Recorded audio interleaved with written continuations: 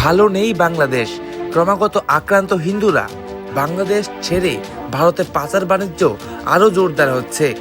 বাংলাদেশ থেকে লোকজন তো চূড়া পথে ভারতে আসছেই, তাছাড়াও রমরমিয়ে চলছে নেশা সামগ্রী থেকে শুরু করে নানান পাচার বাণিজ্য, যাকে রুখতে ময়দানে নেমেছে সীমান্ত রক্ষা বাহিনী বিএসএফ।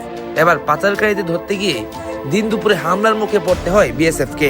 ঘটনাটি ঘটে ঊনকোটি জেলার মাগরুলি পঞ্চায়েতের অন্তর্গত সীমান্ত এলাকায়। দুজন বিএসএফ জওয়ান টহলদারি অবস্থায় ছিল এবং সেই সময় বাংলাদেশের পাচারকারীরা ওপার বাংলার দিকে যাচ্ছিল। আর সেই সময়ই তাদেরকে আটক করার চেষ্টা করে বিএসএফ জওয়ানরা, এবং তারা উল্টো চ্যালেঞ্জ জানায় বিএসএফ জওয়ানদেরকে এবং সীমান্তের কাঁটাতার টপকে বাংলাদেশের দিকে যেতে শুরু করে এবং তাদেরকে ধাওয়া করা শুরু করে বিএসএফ এর দুই জওয়ান। বিএসএফ এর জওয়ানরা যখন কাঁটাতারের দিকে যায় তখন বাংলাদেশের বেশ কয়েকজন এসে সেই দুই জওয়ানকে আটকে ফেলে এবং জওয়ানদের হাতিয়ারও ছিনতাই করার চেষ্টা করে। ধারালো অস্ত্র দিয়ে আঘাতেরও চেষ্টা হয়। যদিও যখন অন্যান্য বিএসএফ জওয়ানরা ঘটনাস্থলে পৌঁছায় তখন বাংলাদেশি দুষ্কৃতীরা কিছুটা পিছু হয় এবং ভয়ে সেই স্থান ছেড়ে পালিয়ে যায়।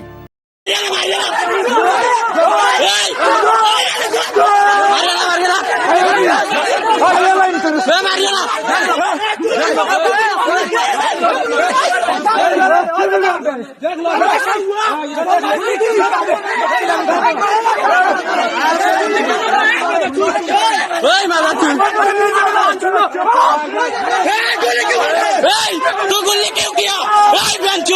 तो गुल्ली क्यों किया? गुल्ली क्यों किया?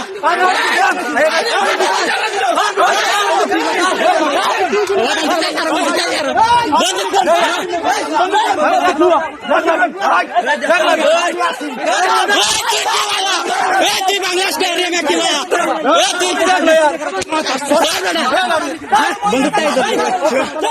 बांग्लादेश में गुल्ली क्यों किया? बांग्लादेश में क्यों गुल्ली किया तू? बांग्लादेश में क्यों गुल्ली किया? गुल्ली क्यों किया? गुल्ली क्यों किया? गुल्ली क्यों किया? तेरा इतना हिम्मत किधर से आया? तेरा इतना हिम्मत किधर से आया? तेरे को कौन दिया? इतना हिम्मत कौन दिया? तेरे का इतना हिम्मत? तेरे को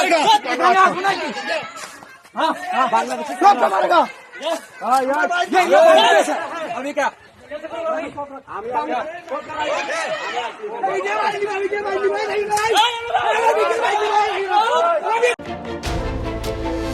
প্রশ্ন হচ্ছে, আর কদিন এভাবে চলবে পাচার বাণিজ্য?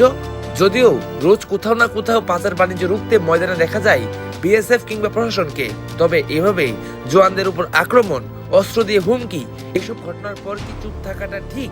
এভাবে ভারতের চোরা বাণিজ্যের র্যাকেট কবে নাগাদ শেষ হবে সেটাই প্রশ্ন এখন। প্রতিদিন ত্রিপুরা।